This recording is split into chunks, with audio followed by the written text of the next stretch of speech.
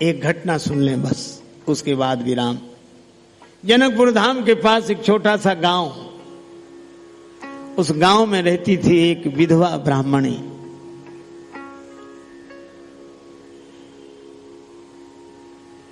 जिसके पास 2 धोतियां थी, पुरानी फटी सिली हुई। एक धोती धोकर रख देती, दूसरी पहन लेती।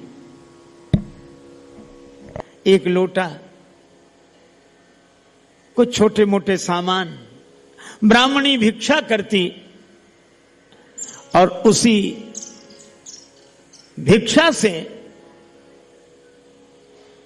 अपने बालक का और अपना भरण पोषण करती। बालक एक, नाम प्रयागदास, बस किसी तरह गुजर रही थी। जैसे तैसे गुजर जाएगी, गुजरी का गुजराना क्या रे। पर श्रावण का महीना, रक्षाबंधन का त्योहार, सभी बहनों ने अपने अपने भाइयों के हाथ में राखी बांधी। प्रयागदास को कौन राखी बांधता, कोई बहन थी ही नहीं। और फिर गरीबी में कौन किसको राखी बांधे, सभी होते हैं रिश्तेदार, जबकि जर पास होता है और बिगड़ जाता गरीबी में, जो कि रिश्ता खास होता है। प्रयागदास रोता हुआ मां के पास आया, मां मेरे किसी ने राखी नहीं बांधी। बेटा तेरे कोई बहन नहीं है, तो गरीब ब्राह्मणी का बेटा, तुझे कौन राखी बांधेगा। प्रयागदास 9 वर्ष का बालक रोने लगा कि मां मैं नहीं मान सकता। जब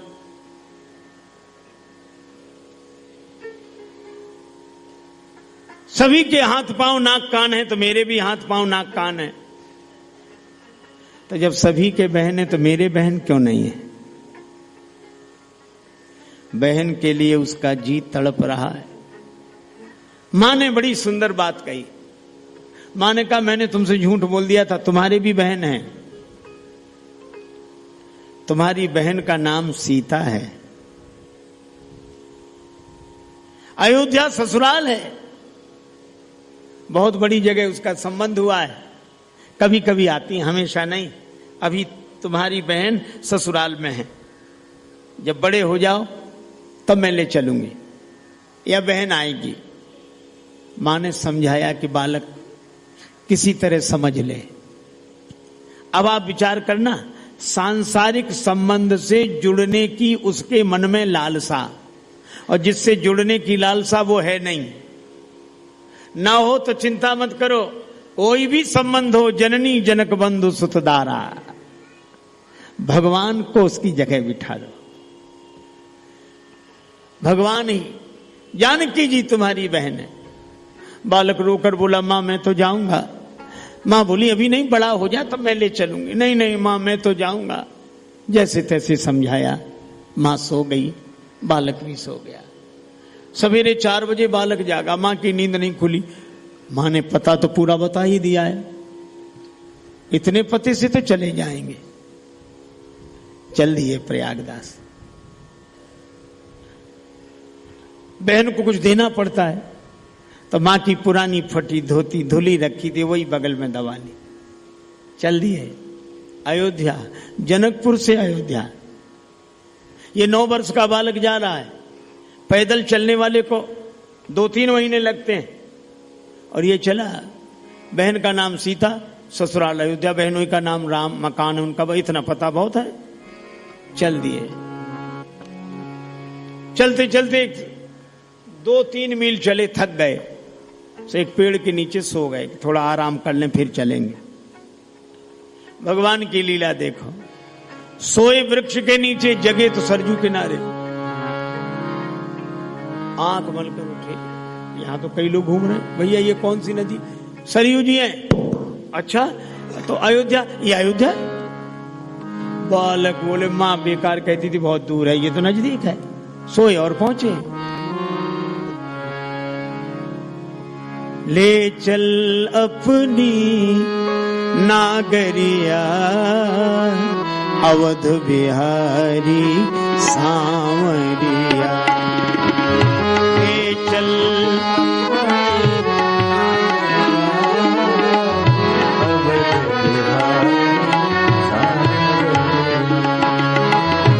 सरजू के तीर अयोध्या नगरी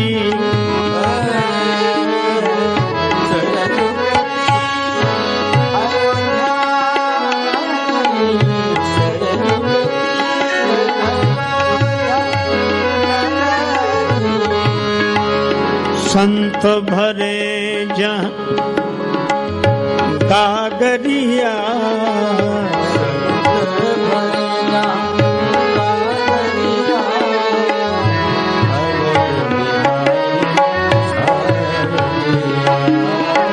ले चले अपनी। पहुंच गए। हर किसी से पूछते, भैया अयोध्या नगरी है? हाँ। यहाँ हमारी बहन सीता का मकान कहाँ है? राम जी हमारे बहनोई हैं। लोग कहते अरे सीताराम तो भगवान है, उनका मंदिर। अरे नहीं, भगवान से मतलब नहीं हमें, ना उनके मंदिर से, हमारी बहन बहनोई है।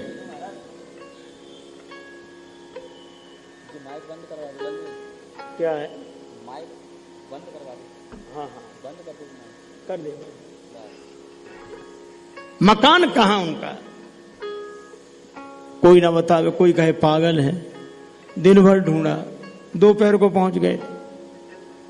अब भूखे प्यासे, समझ गए माँ इसीलिए मना करती थी, बड़े आदमी हैं, हमसे मिलने में उनकी बदनामी होगी इसलिए नहीं मिल रहे। चलो सवेरे लौट चलेंगे। गए वशिष्ठ कुंड के पास एक वृक्ष के नीचे बैठकर विश्राम करने लगे, लेट गए। नींद लग गई। रात को 12 बजे श्री रघुवीर की यह बानी, श्री रघुवीर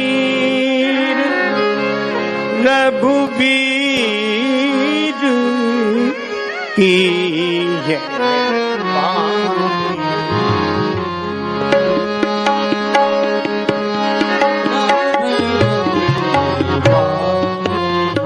बानी, रघुवीर की, रघुवीर की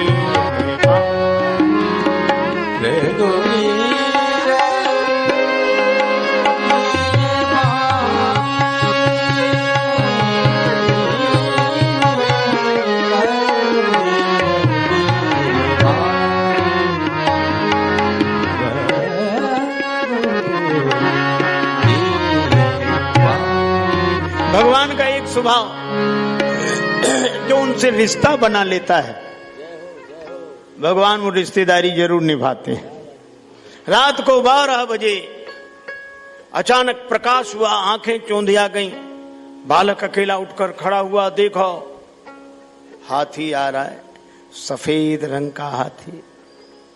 हाथी पर होदा पर विराजमान श्री सीताराम जी, हनुमान जी महावत बने। सैनिक सब जय सिया राम, जय सिया राम, जय सिया राम करते आ रहे हैं। और देखा रथ रुक गया।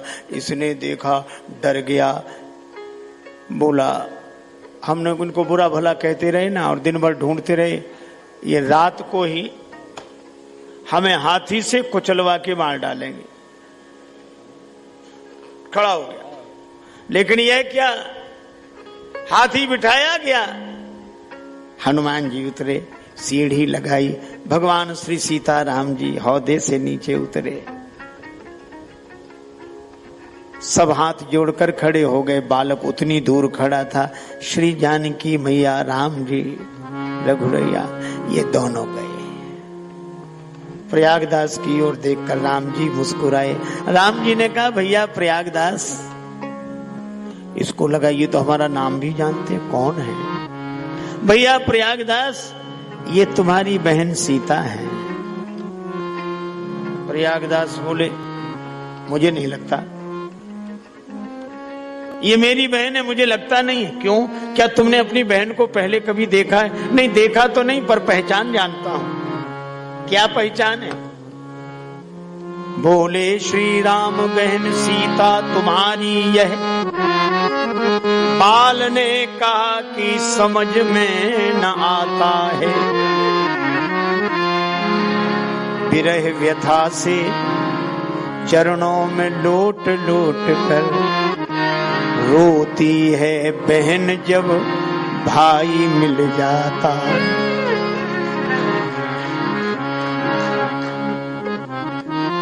बहन को भाई मिलता है तो लिपट लिपट कर रोने लगती है। अगर ये मेरी बहन होती तो ऐसे खड़ी रहती। भूल गई मैया पर भैया हमें भूले नहीं, भैरव सिया के उर भाव भर आता है। रोने लगी सीता आंसुओं से पग धोने लगी, भाई भगनी का भगवान धन्य नाता है।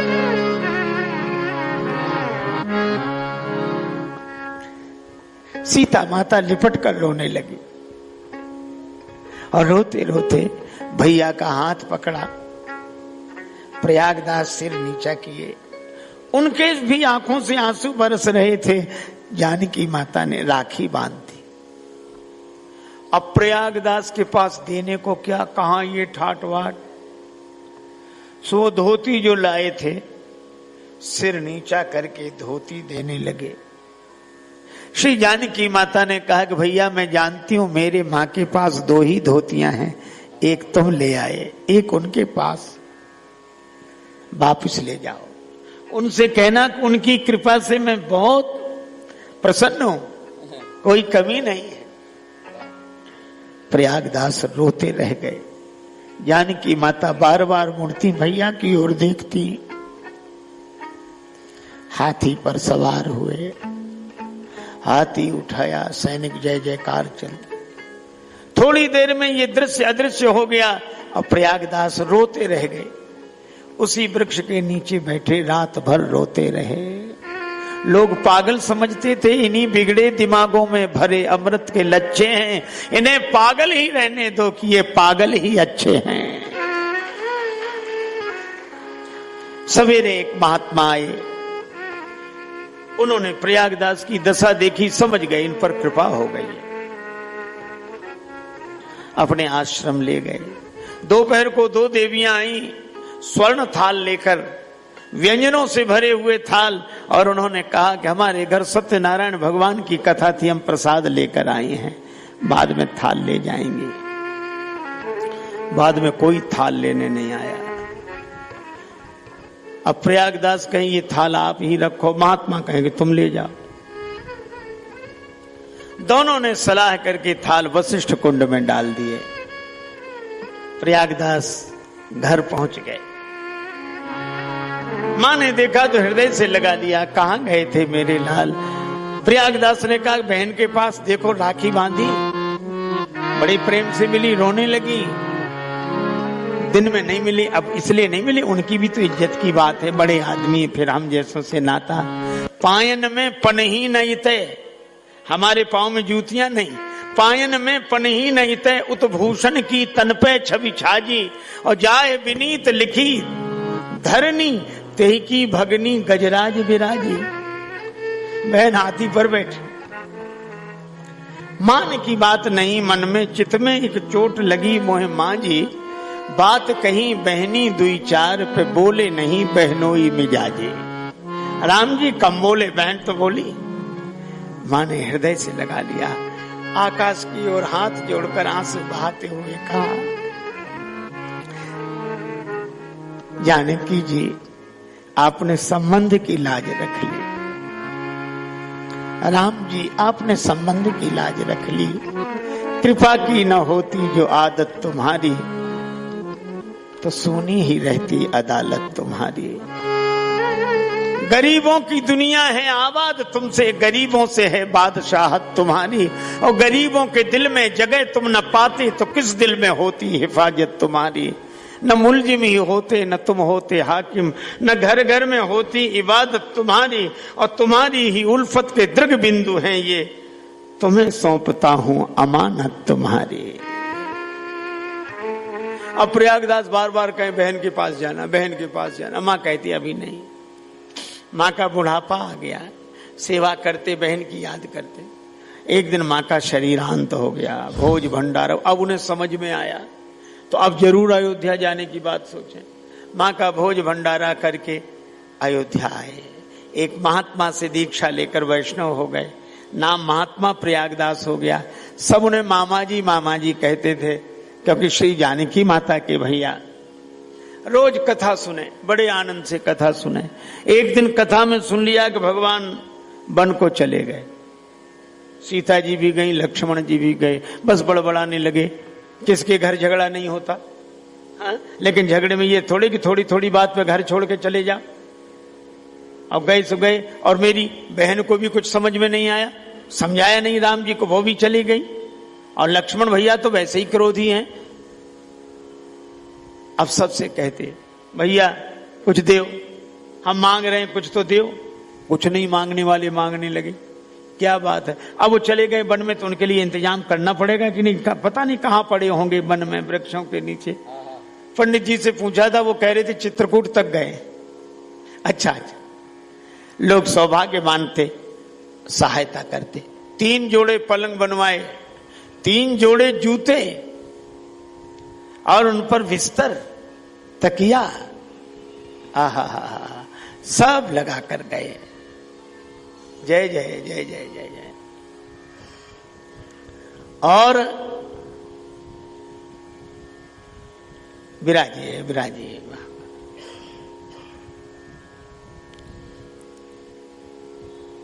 अब चित्रकूट में भगवान को पुकारें,